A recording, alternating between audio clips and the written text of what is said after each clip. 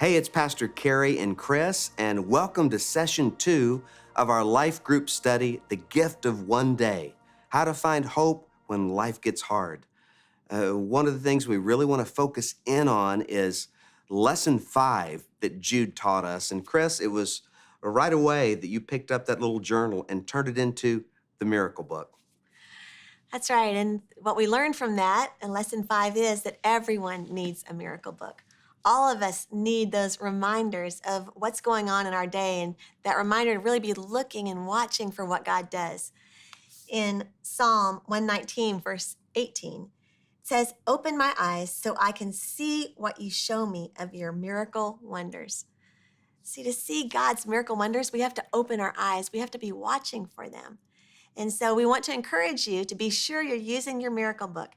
And the thing that worked best for us is that every single day we would stop at the end of the day and say, okay, what have we got for the miracle book today?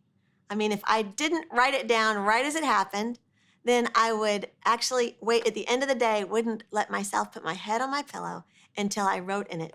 And I found that to be so important because when I stop and look, then I actually see what God is doing. And if I wouldn't have written it down, I wouldn't remember. The Bible tells us over and over and over, remember what I've done. Remember what I've done for you. I think we can all relate to having been through hard times in the past and learned lessons that we've since forgotten because we've moved on from there and now we're in a new busy place. The truth is, life gets busy. Life goes fast. All of us have plates that are full. But if you want to remember the best, most important parts of life, if you want to remember not just if you got your inbox and outbox cleared, if you got your to-do list finished, but how you grew closer to Christ, how you became more like him, what he's done in your life, who you should be looking out for, then start writing in your miracle book every single day. Yeah, that miracle book is so important because many times we close our eyes and we close our hearts to what God is doing because life gets really hard and life gets really painful. And I know that one of the things that spoke to me so much was that passage from the book of Jude, chapter 1, verses 1 and 2. And one of the things that passage says from the Message paraphrase, and it seemed like it was coming directly from our Jude in heaven, is open your heart, love is on the way. And I think that's so important when you're going through pain to keep your heart open to God and open to others and keep your eyes open to God and what God is doing. Because whenever you've been wounded, whenever you've been hurt, we tend to close our hearts off to God. And God intended for us to live with a heart wide open. But too many times we start closing off our hearts to God and to others because we're afraid of being hurt. We're afraid of the pains and the difficulties and trials of life. And it's so important to keep your heart open because love is on the way. God has something for you. God wants to give you something today. God wants to give you a word today, an encouragement today, maybe a miracle today. And he can't give it to you if your heart is closed off to him. One of the lessons Jude taught us is that hard isn't the opposite of good. And that's so important to remember. We know that some of the hardest things in life are some of the greatest gifts that God gives us as he builds our character and teaches us things that we could have never learned without that hard time. I'd really never pray. I would never depend on God. I would never trust God if it weren't for the difficulties and the problems and pain. But it's the problems that force us to our knees and get us in touch with God.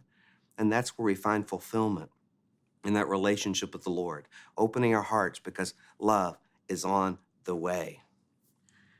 One of the things that we like to be involved in here at Woodlands Church is starting farmers' field schools. And that's where we go into different countries where nutrition is a problem, where food supply is a problem, and teach good agricultural practices to communities. And we teach them through the church. People come to the church and they learn good processes, good opportunities.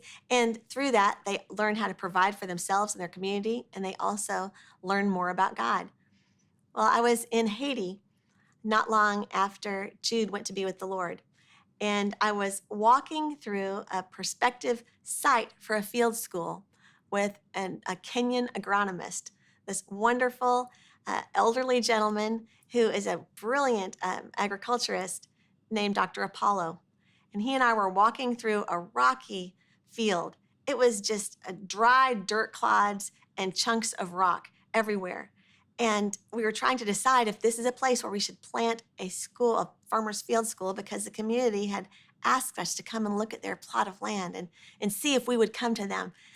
And as we walked through this plot, I just looked over at Dr. Apollo and I said, "Is this good land?" And he knew what I meant by that. I meant, this is horrible land. This is awful. Nothing is going to grow here. And so when I said, "Is this good land?" He knew what I meant, but what he said when he turned to me radically changed my perspective, because he said, "Of course it's good. It's what the Lord gave them." And that really broke me, because I realized that the Lord had given them this land and they were asking us to come. And so for us to decide that the resources, that what was there wasn't enough, wasn't a decision that was ours to make. Yes, the land was a very hard place for farming, but that didn't mean it wasn't going to be good for them. And so together, we decided that we would go ahead and farm in this community. And when Jude was born, it's true, his kidneys didn't work and his lungs did not function without a lot of help. But there was so much good about him. He was a wonder, this perfect little boy, a beautiful, perfect little boy. And he was good. Jude's story didn't end the way we wanted it to, but his story is good. And his story, we now see, is the best story. We don't understand everything yet, and I can't say that I wouldn't trade the whole thing if I could, but God has a better plan. And we're just beginning to see it, that when we see the fringes of his good plan, we understand that he's a God that can be trusted. And even the hard times, maybe most in the hard times, we can sense his goodness. One of the lessons that we learned from Jude was that if you're not mistaken for an angel today, you're doing it wrong. Because there's so many people out there that are experiencing difficult times and pain. Everyone has a hidden hurt. And it's so important for you this week to pray, "God, open my eyes to see the miracles and the good things all around me," and then write it down. And then also say, "God, open my eyes and my heart to see the hurting people around me," because I'm telling you, everyone around you is carrying a hidden hurt. And if you'll open your eyes, your spiritual eyes, and really see it, and you'll open your heart to them, you'll be the angel that they need. The Bible tells us that we could be entertaining angels at times and not even know it. But have you ever thought about the fact that someone could mistaken you for an angel if you're really doing the work of the Lord? And that's why Chris, it really hit her and she wrote it down in the miracle book. If I'm not mistaken for an angel today, I'm doing it wrong. So look up to the Lord and look out to the people around you and open your heart, because love is on the way. I encourage you to look at that lesson. Hard isn't the opposite of good. And then look at the discussion questions at the end of that chapter and talk about them. And then you may also look at the other two lessons that we talked about. And of course, write in your miracle book this week. And I can't wait for our next session. I hope you're enjoying learning how to unwrap the gift of one day, because I want you to open your heart, because God has something for you. Love is on the way. God bless you.